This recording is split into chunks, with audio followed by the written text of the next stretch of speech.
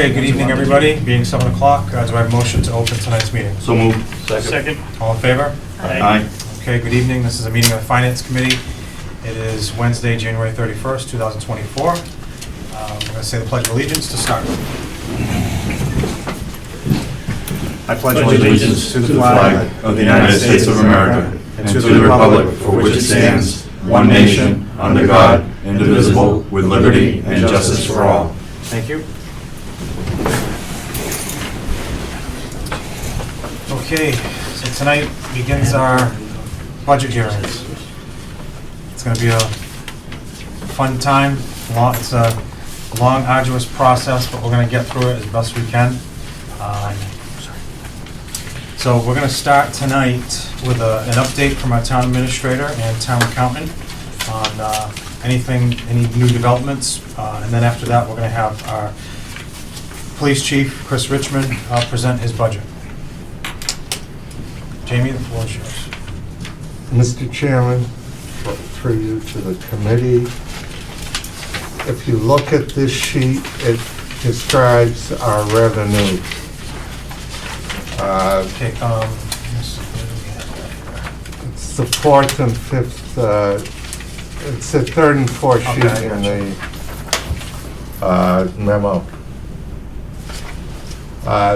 The changes from what we discussed earlier, the major change is that instead of a 3% increase in Chapter 70, it's a 0.5% increase. 0.5%. Yep. Just a little over $35,000 increase in state aid to the schools. Was there any explanation as to why it was reduced? The governor was framing it, from my reading of it, as they were keeping the commitment and doing the $30 minimum for students, per student assistance. And that was it. There was no other explanation at the MMA meeting from the governor for that. They were more concerned with patting themselves on the back for keeping the 3% for the unrestricted government aid. So the schools suffer as a result. Are we gonna get that $100 back from the state? Well, the interesting thing in the last 2 fiscal years, the legislature has kept that level at $60, not $30. So it's got to go through the House and the Senate yet. I don't think we're going to see a true revenue picture until April. Is that all communities, or is that Acushnet specific? That's Acushnet specific. Was a 0.5%.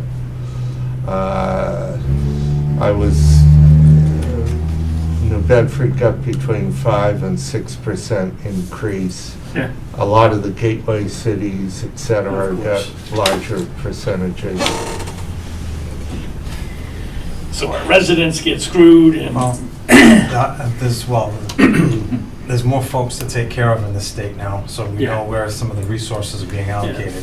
Well, if it was allocated fairly, I'd be a little less pissed off about it. But I mean, it's a bleak picture as far as the increase in revenue. We're looking somewhere around $600,000 total increase. And then if you look at the next sheet, that gives you my budget busters versus revenue increase. And the increases for Old Colony, School COLA, and in red, it's because it hasn't been determined finally yet, but the estimate right now has gone from 400 to 300,000 for the new transportation contract. When you look at that all together, it's $1,569,000 for an increase in the education budgets. Is that bus contract for the total contract, or is that annual? That 300,000?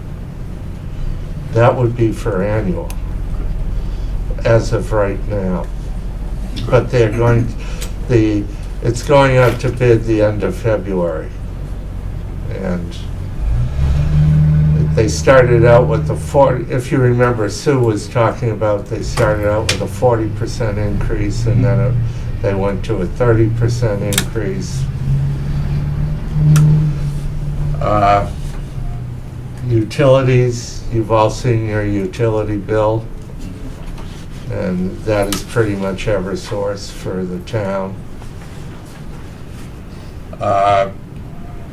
Bristol County Retirement is what is an assessment. We have no power over that.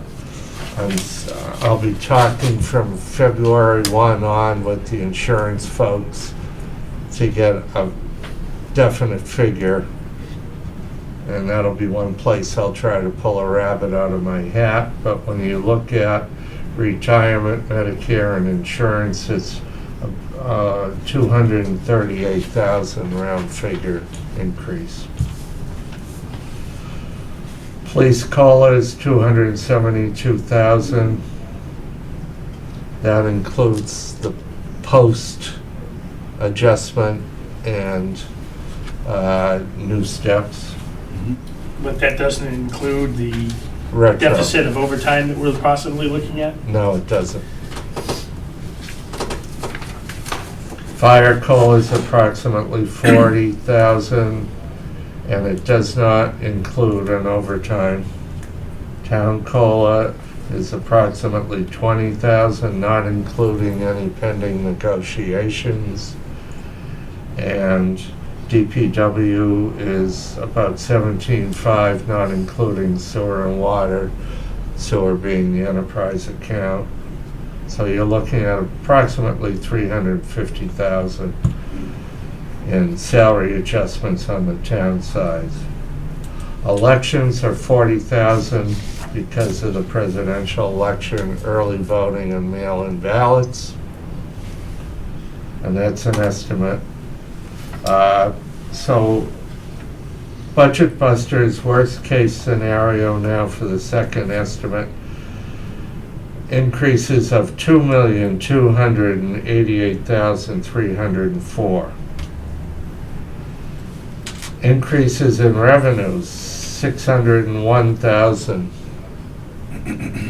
Looking at a deficit at the first pass of the budget for the Budget Busters and the revenue increase at 1,687,000.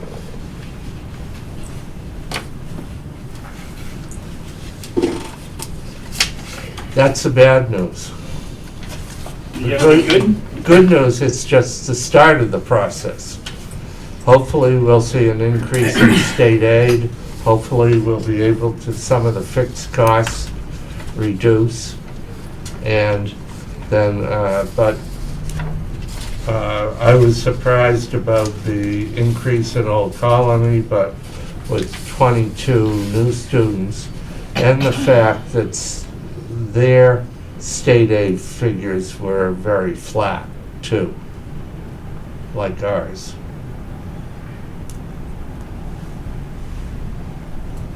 And the COLA for the school was approximately 584. That's somewhere, or I'd say, just back of my envelope, 6-7% increase, and that includes steps and columns. It's a pretty substantial increase. Yeah. The concern is the past few years, we've had to cut services down to bare bones. And that's where we're sitting at, and now we're gonna have to cut even more to balance the budget. As I said, if the it's an election year for the legislature, not the governor. So if state aid increases substantially, She'll veto it. Hmm? She'll veto it. they'd override her in an election year. But the question is how much and whether it gets to us or it goes to the gateway cities, in effect. I think we know. New growth, the problem is we've got 100,000 in new growth, and that is based on permits. If you look at the memo I've given you, it shows really that the the unrestricted local aid was 3%, but that's only 54,000 increase. It was 35,000 and change for Chapter 70 increase. That's for state aid, that's from all sources, it increased 86,589, but the state assessments and charges increased 70,424. So in effect, we have a net of 16,165.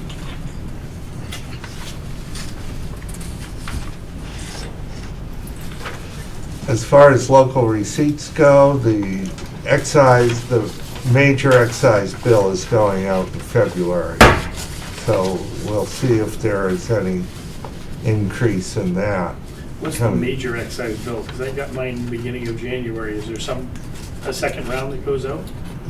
The large commitment goes out in February. And I would hope to see my estimate wrong right now, and my estimate was based on the fact that not a lot of people seem to be buying new cars. But if I'm wrong, and we even break even, because my estimate was a decrease from last year or level, I won't be able to know to give you a real figure versus my conservative estimate as far as investment income until about March. That'll give me 9 months of the year so I can actually figure it out. I think it will be a lot more than my estimate, but since last year, we did a bunch of one-time fixes. I'm not looking for it to be a lot.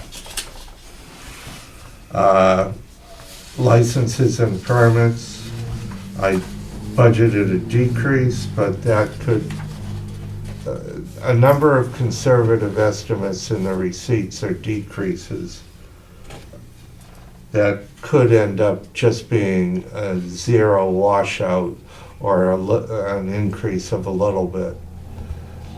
Admittedly, I'm counting pennies here, but my pennies are 50,000 here, 25,000 there, get me to 100 or 200,000, and that pairs off of the deficit. Mr. Kelly, I just wanted to go back to the excise tax for a minute. A couple things you said, the folks not, purchasing newer vehicles as much. And I'm just wondering if this has, this new proposal that's been put out by the governor to give the municipalities, cities and towns, the ability to increase the excise tax rate, correct? Is that the state's answer on how to make up a lost revenue, an excise tax from people not buying newer vehicles? Or, so they're not gonna hand out as much state aid, so let's put more on the back of the residents that are already overtaxed in the state. I have such a problem with that, and I hope that our town would not enforce that at all on our residents. Before it gets to the local option, it's got to go through the legislature, and Right. it's part of a big Well, package. look, in this state, there's no tax that legislature doesn't like. So I can see that passing, but regardless, I would not want to see our town tax our residents at a higher rate. It would be a Because local option. they're irresponsible at the state level and how they spend.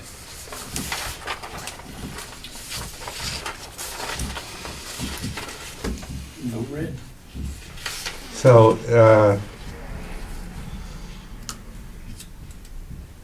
I told Nick today that he and I are going to be busy probably come March reconfiguring a lot of this, but we'll go through the original budget exercise, and then we're going to have to go through, I definitely think, a second one, where even if it's 1/3 of the deficit I see now, we're still gonna need cuts. Because you're right, you've been bare bones for years. I just don't know what the answer is going forward. Yeah, I That's- mean, what I do mean, we how do do before we- we start suffering It's not our burning our residents? taxpayers, I'll tell you that. No, I mean, every year it's like this, and it gets worse every year, you know, and we make it happen, the town makes it happen, actually, but there's gotta be a fix, there's gotta be an answer somewhere. Well, I don't see a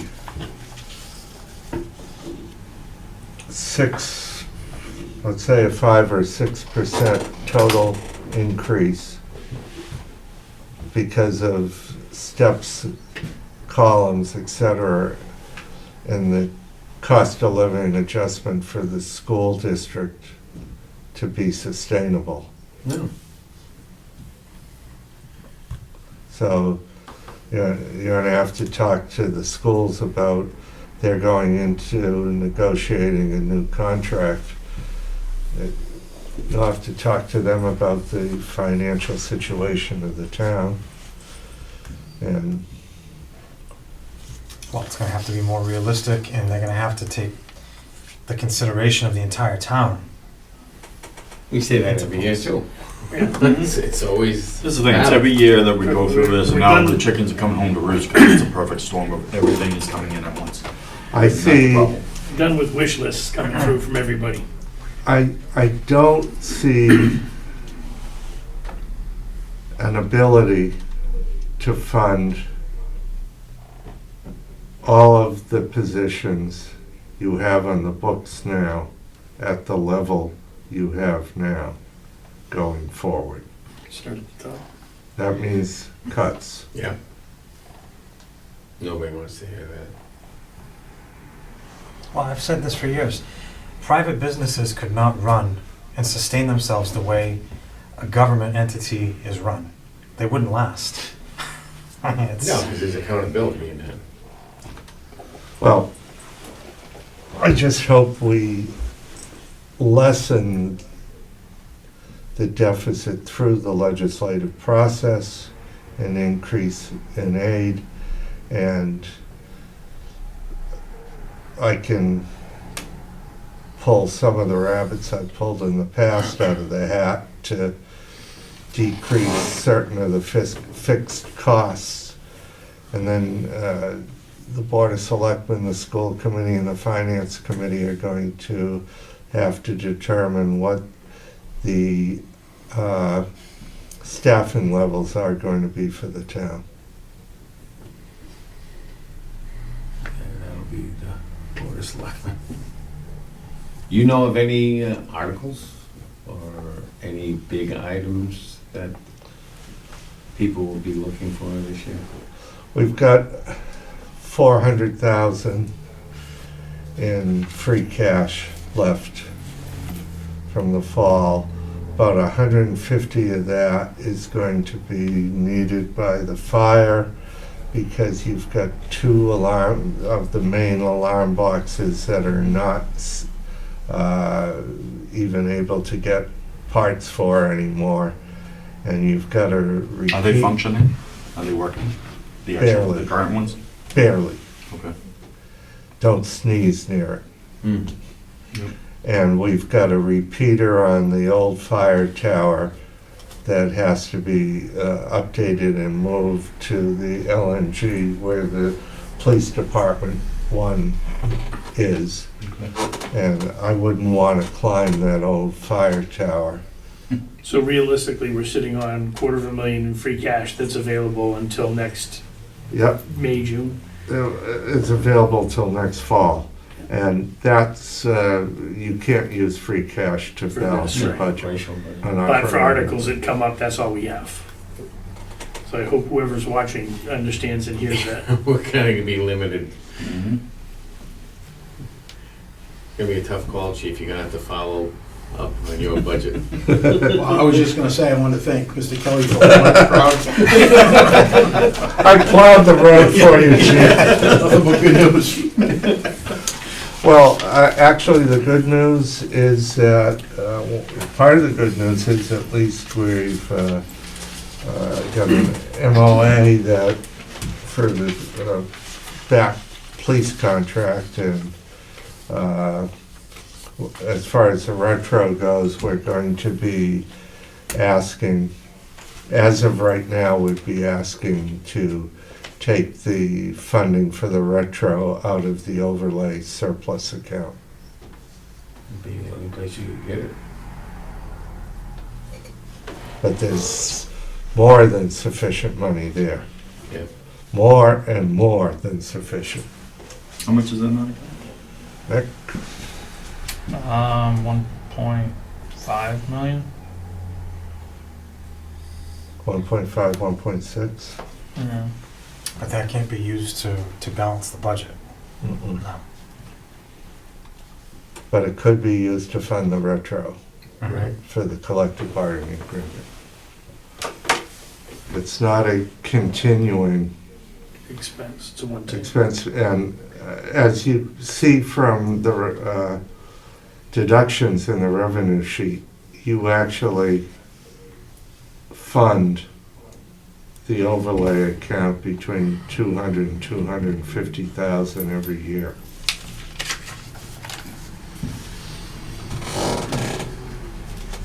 I know we established several over the past couple of years.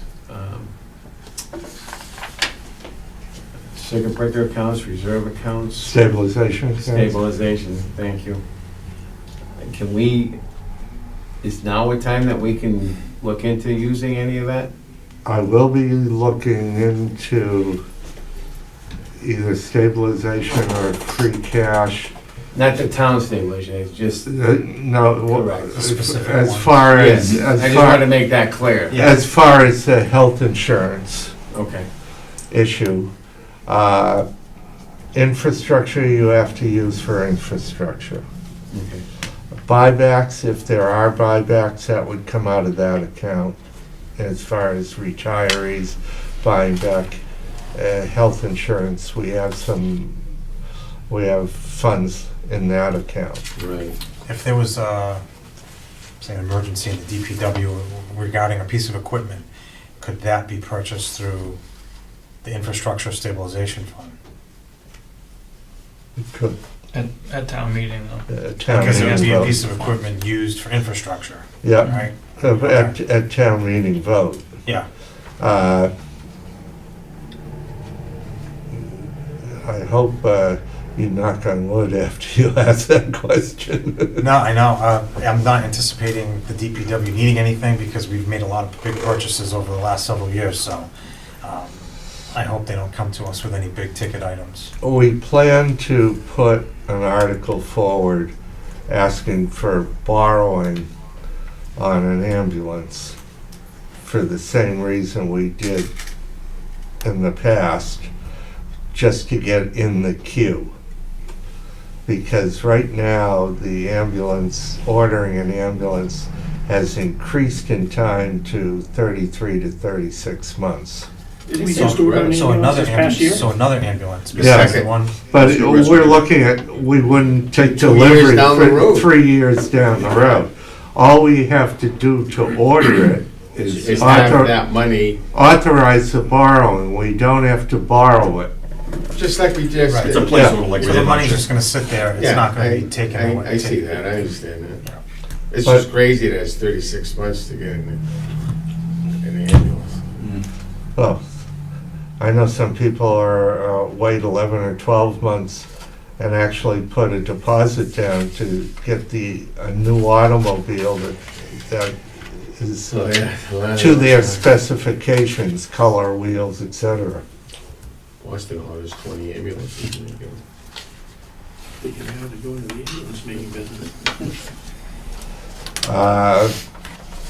We'll be looking at putting together a list of articles to bring forward, but that'll be over the next month.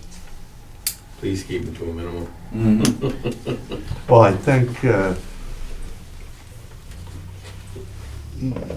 you might see some articles to correct process, so we're able to do things right, or to accept. Yeah, those articles always show up, and they're not really. There are a number of things in the Municipal Reform Act that have local acceptance to it, as far as being able to use retirees part-time in positions. And there are a whole plethora of articles that way to streamline procurement processes. So if we can take advantage of that, then we'll probably look for some of those articles for local acceptance being put forward by the selectmen.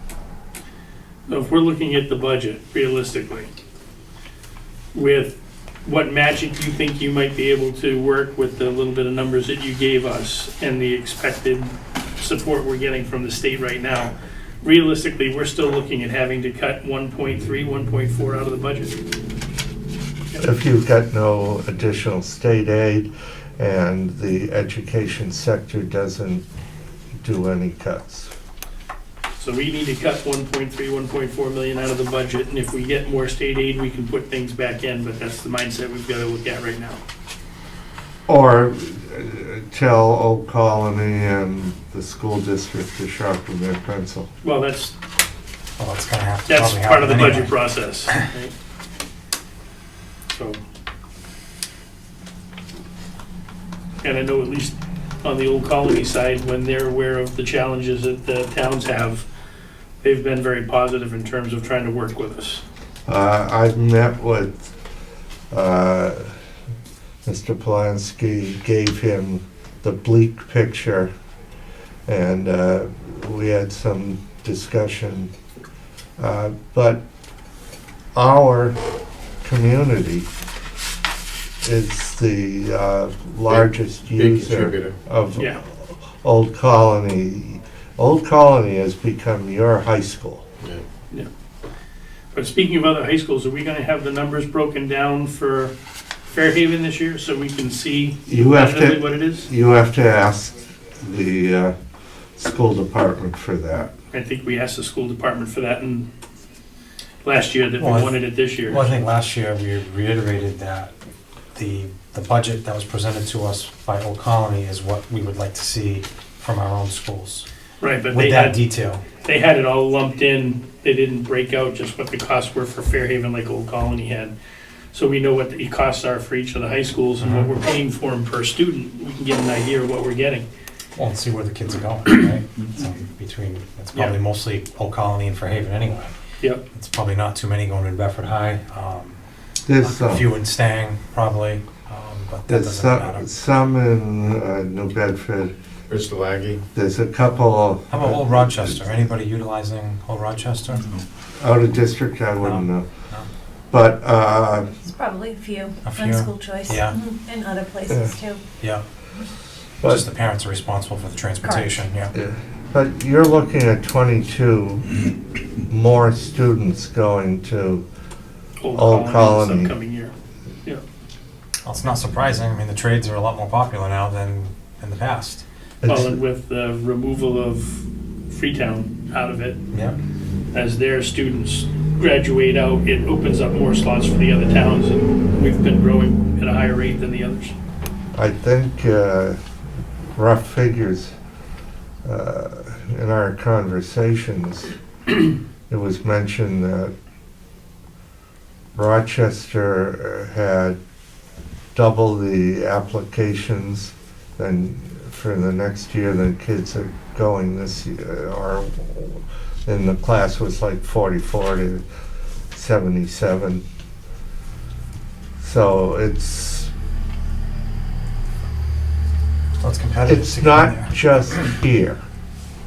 It's statewide. Mhm. You hear a number of complaints statewide that the vocational technical schools are cherry picking a lot of the best students and having them go into their schools and then go on to college, especially if you have the various electronics and computer courses in the VOTEC schools, and the like WPIs or Rensselaer is looking at people with great grades coming out of there, I think and that, they're you know, moving right They've been doing that into. for years. I think they should, in essence, I mean, it's a That's why they privilege. graduate with higher scores. It's a Higher privilege. scores and more skills. Yeah. It should be a privilege to go to those schools, and you should have to earn your right to get in. So they shouldn't just be randomly lottery picking kids to go to those vocational schools. I mean, if you worked hard in middle school, they don't screen them as good as you think. So it should be merit-based, in my opinion. Well, it's, I know a couple of the VOTEC schools. I'm not referring to a colony. DESE has heard complaints from the feeder districts because they say they're taking all of their best students. Well, it's a privilege to go there. Mm-hmm. I know my daughter, when she went, she had to go through an interview process and everything else, and there was a lot above and beyond her great grades that put her in there.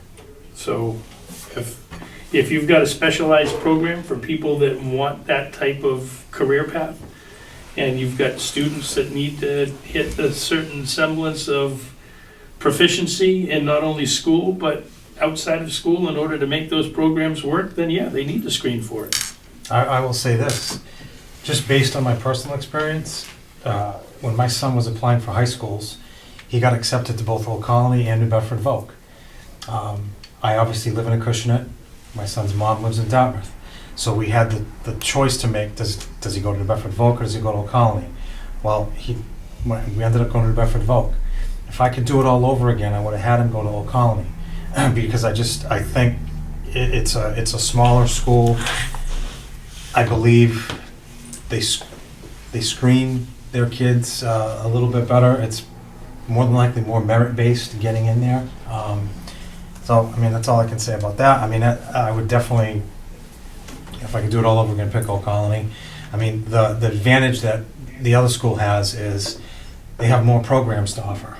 And that's where Old Colony is trying to do this expansion With HVAC. to make it more attractive. So they have plumbing, HVAC, which they don't have right now.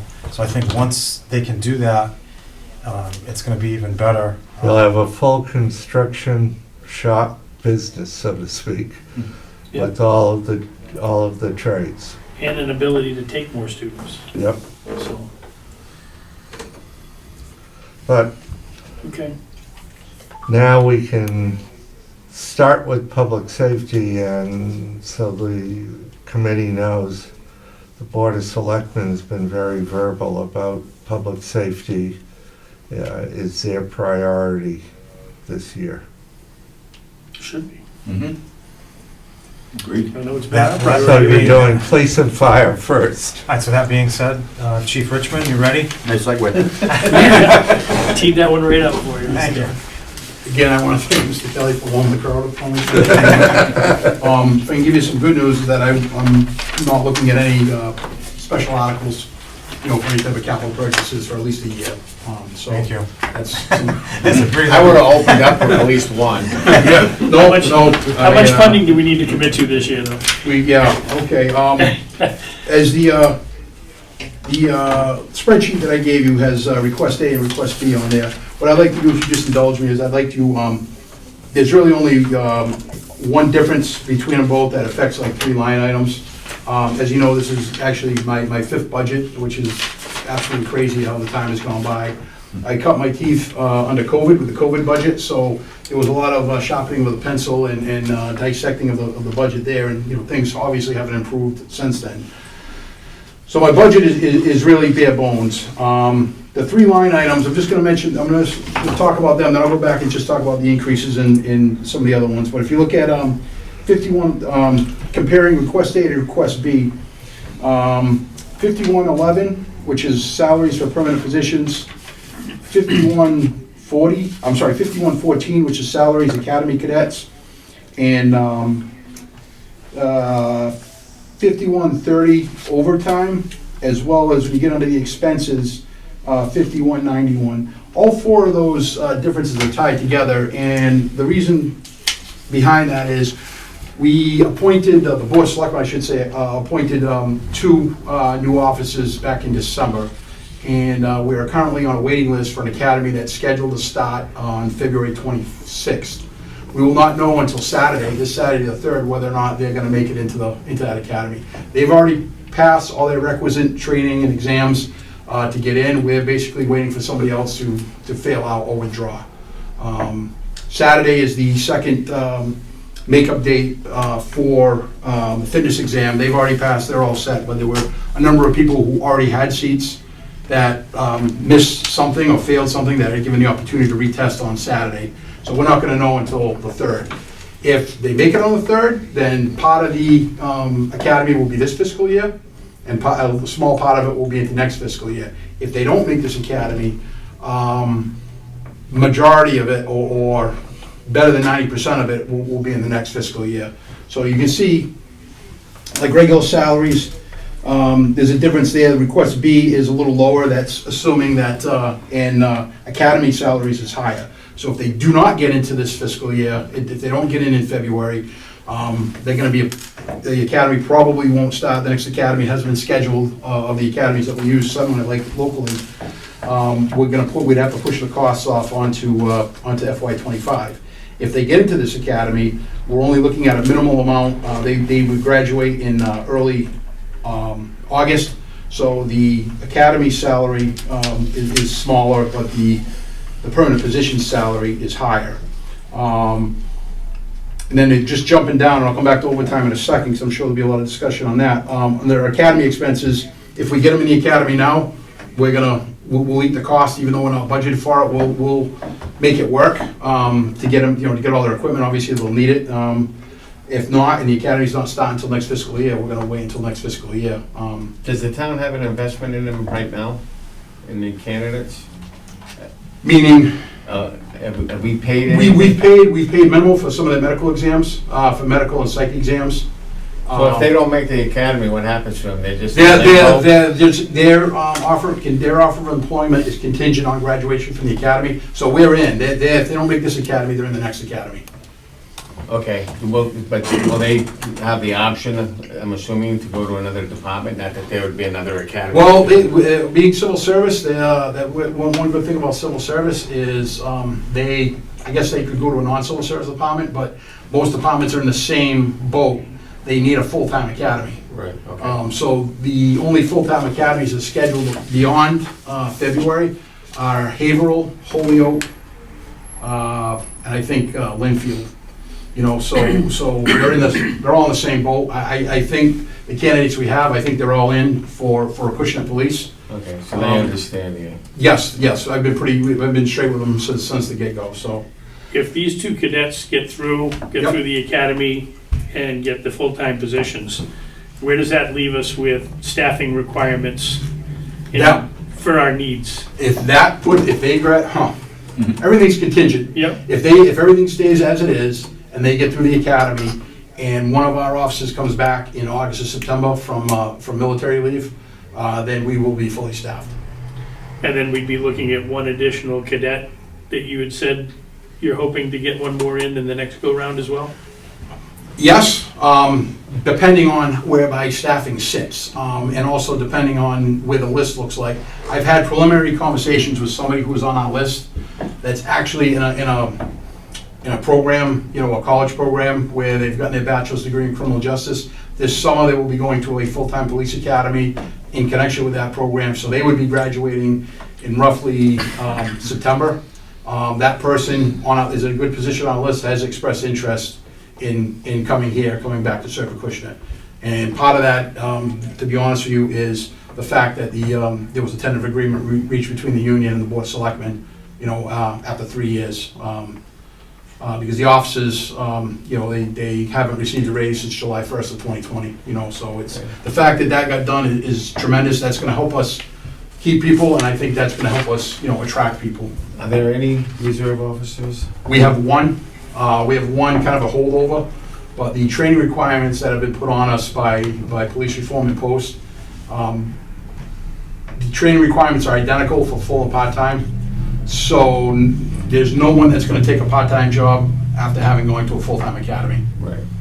And we did have a somewhat of a stable, maybe 4, 5, 6 years ago, but we've had such a turnover that we've hired all the part-timers that we've had. And then once police reform kind of took hold and we realized what the requirements were, we got away from hiring the part-timers because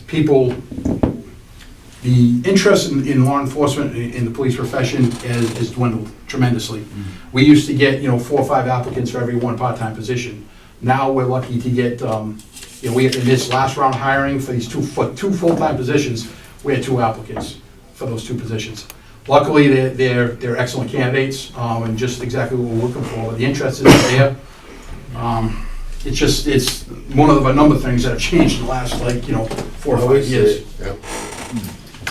So if we get the 2 cadets passed and that one person comes back in August, Yes. does that fix our overtime issues that we've discussed for a couple of years now? Yes, it would. It would. To be honest with you, they would probably have been solved this year had we not lost 3 officers to 3 different departments back in October. Yep. That hurt us. And we also have, like I said, the officers still on military leave. He was originally due back in July. Unfortunately, he got, his activation extended. And then, right now, we have a couple of officers out as a result of an incident that happened at the end of December. Chief, any pending retirements? No one has said anything, and it's kind of a dicey thing, but if I had to guess in the next fiscal year, I would say at least one. Okay. At least one. But that's just me, doing the math, looking at how the retirement system works and ages and informal discussions, I would say, at least one, maybe 2. So we need to get at least one more cadet in past the 2 that we've got now? Yeah, and I think, we gotta get the 2 in, and I'd really like to, part of the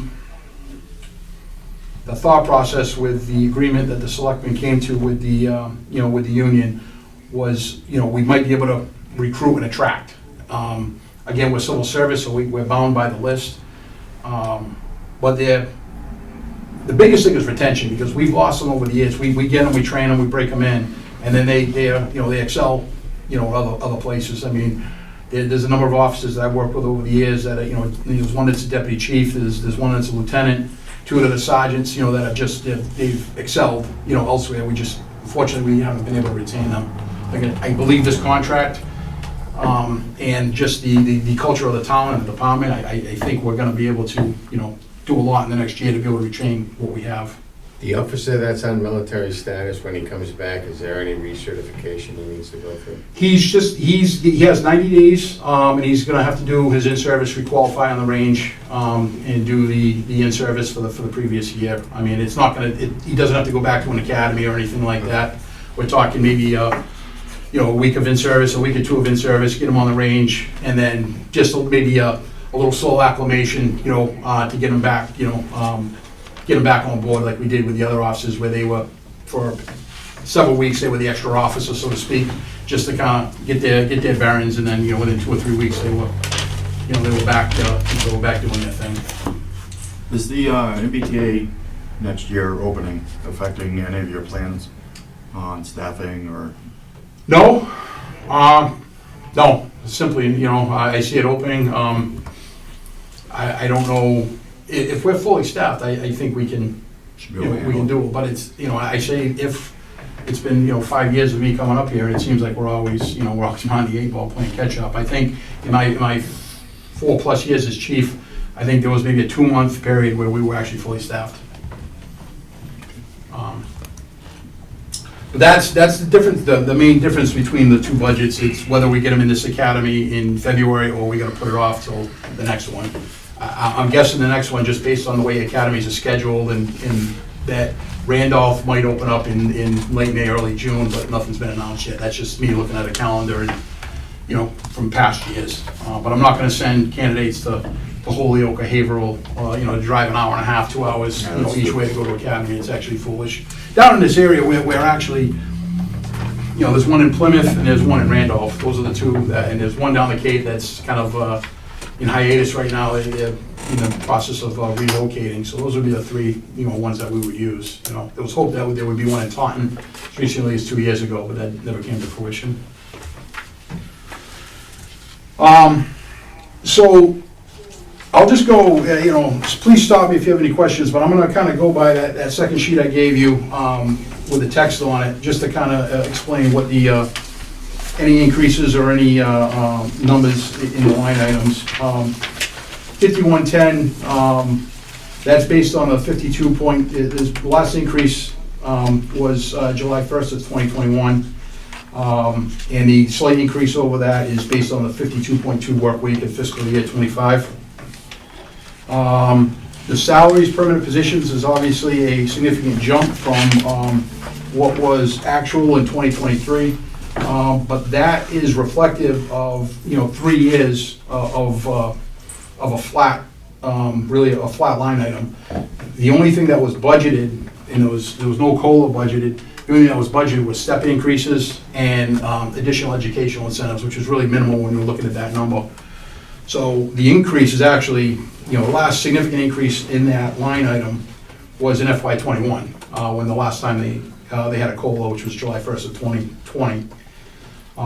For comparison, I carried off, I look at our current roster that I'm using to calculate the salaries for FY25, and I applied that, I went back a year, I went back to FY24, like had the line item been funded or the contract been settled, what would the increases be each year?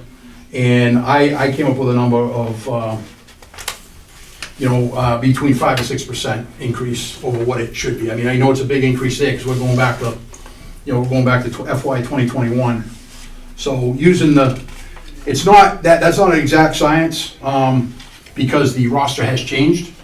People have left, people have come, but that's the best comparison that I could use to try to mitigate it, make it look a little better, but bottom line, it's actually 4 years worth of raises, playing catch up there is why that increase is so large. Interest is due. Dispatch is that's contractual increases for the staff we have now, and that's funding the positions at at step 4 that allows us to be competitive. What it doesn't increase is there's been a discussion ongoing between the town administrator, representative, member of the board of selectmen, and the union in regards to a possible wage adjustment to be able to retain and keep people there. It's not, I'm not going to speak to the amount, but it's not a significant amount. It's not budgeted in here. It's not a significant amount, which, if it were to come to fruition in FY25, I'm fairly certain that I could absorb that within the budget. 5113, administrative assistant. Again, the last increase was July 1st of 2021. The slight increase you see is again based on the 52.2 week, 52.2 week fiscal year. There's been some question. It is a non-union position, confidential position that was originally designed to follow the ASME pay scale. Somehow, it's kind of fallen by the wayside. So the number you see there is representing the FY. Both the FY24 and FY25 COLA, so it's pointed, where it should be. And there's some further discussion that Mr. Kelly and the board and I have to have regarding that position, but that's bringing it up to where it should be, according to the contract. 5114 Academy of Cadets, I've already covered that. One thing that's come up, I should mention with Academy Cadets, there was a recent ruling by the courts that we used to be able to get away with paying our cadets quote unquote the part-time rate, which is below our first step. But there was a ruling last year that you got to pay them at the minimum, basically the first step at the minimum amount that you use to pay the job. So there's a little bit of an increase there overall in the rate. Town details 5120. That amount's based on staffing the polls for 3 elections. This fiscal year, that's they kind of it's required, and we broke it out just so we could see that number, that's separate. That's what that exclusively what that line item's used to pay for, is to put officers at the polls during the elections. And that's only the time the polls are open, the actual election day when they open. It's not to go stand there while the people drop stuff in the box for the advanced voting. Overtime 5130. Last year. The FinCom, the Board of Selectmen, were gracious enough to increase that, over what it was the year before. You're realizing it was kind of an unrealistic number. What I did right here is and I'm not sure if this is good math or not, but I looked at what it was budgeted last year, and the 2 underlying salary line items would be permanent police officers and dispatchers. Their overtime comes from that line item. Last year, FY24, that was 17.4%, was funded at 17.4% of those 2 line items. To try to keep it consistent and not lose any ground, I calculated that at the same thing, at 17.4. Chief, that's what we funded it at last year. Where are we running at right now in terms of percentages? Are we looking at being able to be covered, or are we looking at a deficit? No, we're not going to be covered. I'll start with FY24 FY23, as devastating of a year that was when we lost 5 people within a short amount of time. At the end of the fiscal year, we only had to, $58,000 had to be transferred in. Because of shortages of people, we had overages in regular salaries. We also get money from the school. We get a percentage of the school resource officer's salary, by agreement. We have 40% of that person's salary. And last year, and I'm waiting this year, hopeful that we get a grant from the state 911 department. And traditionally what we've done is we get about $40,000, and that's used to backfill dispatch salaries. So if dispatch, then ends up being an overage there. While we are behind the 8 ball now, again, I'm hopeful. We had a discussion with Mr. Kelly the other day, some of these numbers coming in, that there'll be an overage, slight overage in regular salaries. And those other numbers will hopefully bring that down to below $50,000 as it's projected now. The only reason I'm asking, Mr. Kelly, would it be more frugal and responsible to actually budget for what we know if we're going to be running at for an overtime rate than to put it in for a budget based on a percentage increase over last year and that still not be enough? Not at this time, but it's something we will look at. Kind of like the snow budget, Yeah, but and unrealistic. the snow budget doesn't You get can run in made up deficit, again. yeah. Well, I would imagine once we get a full complement of officers, then that number should go down. number should go down. I'm hopeful. I'm not sure. I got a little ways to go. I'm not sure that I'll even see that in my time. It's just been nonstop. I mean, I've pretty much hired the equivalent of the entire department. Where people have come and gone and whatnot. it's difficult. It is very, very difficult. Silly question, and maybe correct me if I'm wrong, but these guys that we're sending out to the academy, is there like do we have some kind of a commitment where they need to be here for a certain period of time after that? Currently, the only agreement that we have in place is we pay, the town pays the academy fee up front, which is like $3,200. Yep. And once they're here 3 years, Then they can go. we give them back. We give that back to them. Okay. Now, we have, the board, I should say, the board has some control as if they're gonna leave and want to go to another civil service department, like say transfer. Mhm. But if they go to a non-civil service department, or they come up on a civil service list, like once you're hired here, you can still keep taking the civil service exam. So we do not have absolute control. We have some. For instance, 2 of the 3 that left in August, in October, went to non-civil service departments. So we had no control at all, So the only thing hanging over their head is $3,200, which, maybe 15 years ago, 20 years ago, that was a thing. Yeah. It isn't anymore, Yeah, We've talked about it, and there's been discussions like at some of the chiefs' meetings I've gone to, like, different agreements, different contracts, so to speak, to maybe put the salary in there or put the cost of equipment in there. But at the end of the day, a lot of these, it doesn't matter. Some departments, some non-civil service departments are actually paying off, Bill. paying that bill for the people to get them over there, because they're not paying for the training. They're getting somebody that's, a couple of years out of the academy, already knows what they're doing, so it's very difficult. Some recaps is better than nothing. Yeah. Again, I included, I won't go into detail, but I included in the 5130, I just included the previous year's actuals, for overtime, just so you can kind of get an idea. 5190 longevity, that's contractual, is a very, very small decrease based on people's years of service. Under expenses, I've covered 5191 academy expenses. If we get them in the academy this year, then I don't foresee any, but if we don't, then there's going to be, and that's in the budget. COLA allowance, a slight decrease, again, based on contractual obligations. 5244, slight decrease. I've tried over the past 4 years to try to make the budget a little more user-friendly, a little more transparent, so certain things, of the same category are paid out of the same line item, so when you look at a spreadsheet, you can say, okay, I'm paying all my, software subscriptions out of here, I'm paying this, so it's just easier to look at. It's not like, hunting and pecking and saying, hey, what line item am I gonna pay this out of? And it makes it easier when it comes time to cut, say, hey, these are my fixed costs, I can't go any lower than this, so I adjusted that downward a little bit, but where I adjusted that downward, I had to adjust 5245 software. That's covering increased software licensing fees for, the records management software we use, the call-out software we use, the policy management software. It's, the cost is the cost.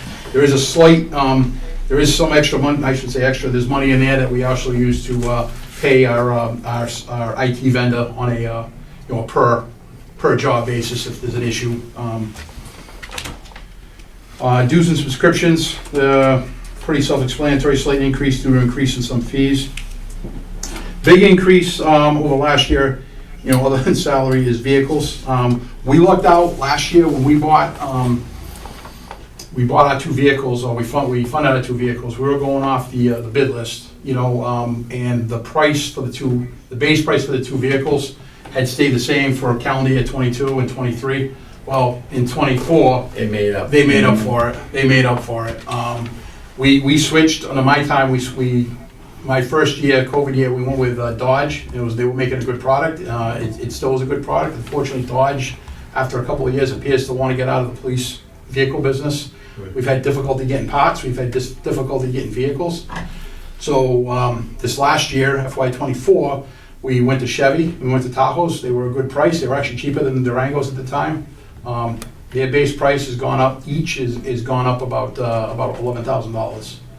And trying to compare to other vehicles, they all piggyback. Like whatever the cheaper vehicle is this year, next year it's going to be the most expensive vehicle. It's difficult. Supply and demand. Yes, and the same issues that, like Mr. Kelly referred to with the ambulance. The vehicles, the vehicles we budgeted for last year that were approved at town meeting, you know, there was a wink, wink, nod, nod with the dealership saying, hey, the money's been, you know, allocated July 1st. Well, July 1st came, we just took delivery of those vehicles in the first week of January.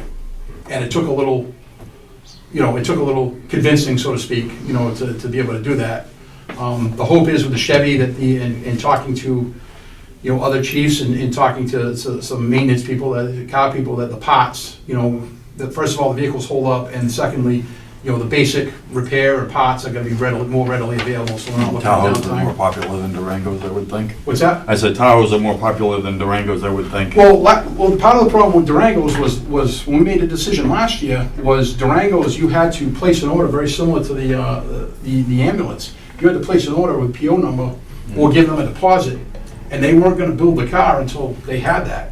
Last year, Tahoe is one of the dealerships that we deal with through the bid list. They were allocated 350 Tahoes, like to actually have on their lot, you know, for police cars. Dodge wasn't doing that. So now this year, you know, they're talking about reducing that availability, but because we're an existing customer, hopefully we'll be able to get those a little sooner. And as far as cars go, the two cars that we just turned in, for these two new cars in January, one of them had 155,000 miles and one of them had 139,000 miles. And that's miles, that's not idle time. So we're getting bang for our buck on the cars. The two that we are on schedule to be replaced, both are over 100,000 miles now. So I don't anticipate, if everything goes through, I don't anticipate being able to take delivery to, at best case scenario, in the fall. So those cars are gonna be in the same ballpark. These are obviously SUVs, right? Nobody buys police cruisers. Not anymore, no. Crown Vics are gone. Yeah. These are not hybrids, these are. No, these are gas. Thank God. Yeah. I've looked at the hybrids and I get mixed I thought reviews. that was gonna be a requirement that was talked about years ago, that eventually you're gonna have to go to hybrid. I know Yeah. state police got hybrids. Yeah, I think it's more of a, I don't wanna say, I think it's more of a PR thing in some cases right now. Yeah. Well, we're not You say, hey, I California. got an electric, like the electric school buses that the city is gonna be getting, you know, We're close, but we're not California yet. yeah. Realistically, just sort of, just keeping the whole budget picture in mind, Yeah, how likely can you survive with doing one cruiser instead of two? well, we did that about, for COVID, so that would've been FY '21. Yeah. We did that, and to be honest with you, it took us like 3 years to get back, because not getting that car really hurt us. Okay. As far as maintenance on the other cars. It's not, you know, we I mean, I have, hate to even think about that. yeah, no, it would be, that, and if I were asked to cut, that would probably be where I would, because you know what, and no disrespect to anybody, that's the easiest place, and if I need a car, I'm gonna come back here and go and ask for an article or something like that, you know, if, you know what I mean? But we don't, we don't have an excess of cars, it's not, you know, we don't have a take-home car program How or many anything like cruisers that. are there, chief? 8 marked. 8 marked and 3 unmarked. And the unmarked cars are what, and what are the license plates? And one of those He'll cars, tell us on the fly after the meeting. one of the marked cars is actually dedicated to the school resource officer. You know, we had the back outfitted for the comfort dog, but he's also a member of the regional SWAT team. So he has that vehicle readily available to him to respond to calls, you know, so. That hurt us a little bit where that one person is dedicated to that car, but we needed to do it, it was the right thing to do.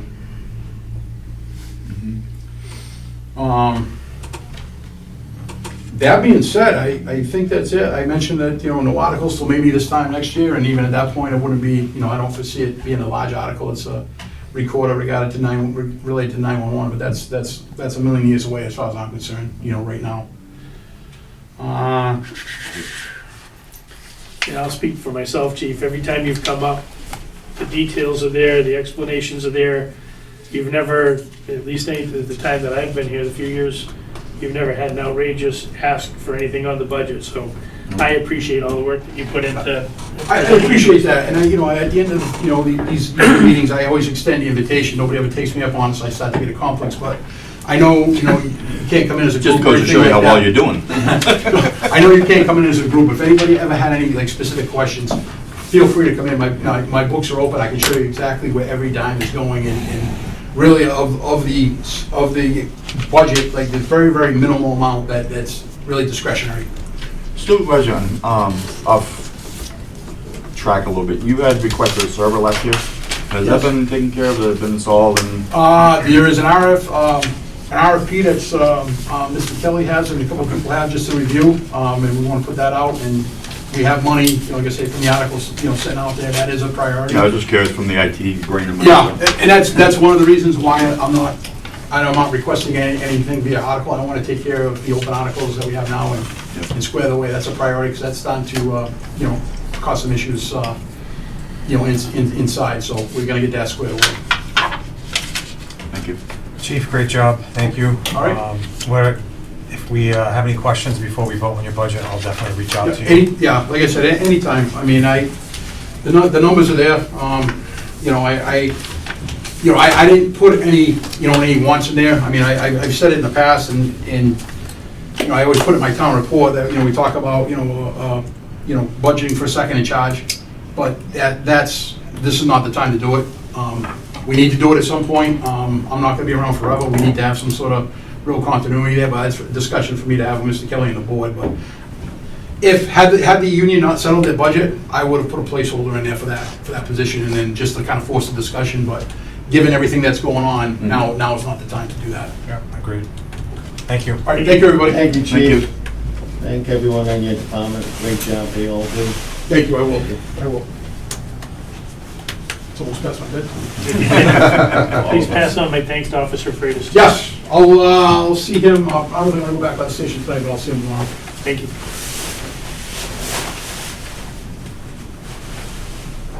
Take care. Thank you. Good night. Folks, next on the agenda, old business. Does anybody have business to discuss? New business? Could we go over the schedule again? We're gonna get to that, yes, yep, absolutely. Before we get to that, I just wanna approve some minutes from meeting of January 10th, 2024. In attendance was myself, Sue Delgado, Eric Chu, Bob Ferrera, Kristen Flynn, and Eric McGlenn. A motion? Second. All in favor? Aye. Okay, the minutes are approved. One abstention. And one abstention. I wasn't there. Okay, so, next meeting, next Wednesday, February 7th. It looks like right now we have on the agenda Board of Health, Animal Control, Fire, EMS, and EMA, right, Kathy? Yes. Those are all confirmed? Yep. Okay. That's, Is that what you wanted to know, Mr. Kelly? Yep. I'd like to get public safety out of the way. And then, do you want to know the week after that? Yep. February 14th. So what we have down is Park Department, COA,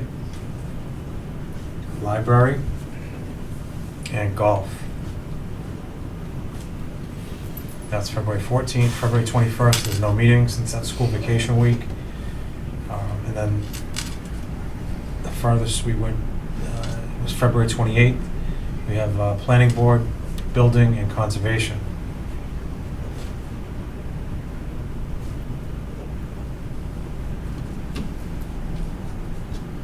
And then, wasn't the school the week after that? Kathy, did you reach out to them yet, or no? I did. No, not yet. I So think what that- we had, so what we had put, was the week after that, March 6th, was to have Old Colony in our schools. I mentioned that to Mr. Polanski, and I mentioned it to Patrick. Yeah. What was the response?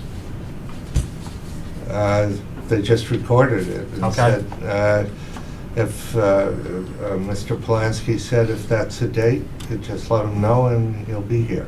Okay. And then, looks like March 13th, we would have Town Clerk, Board of Selectmen.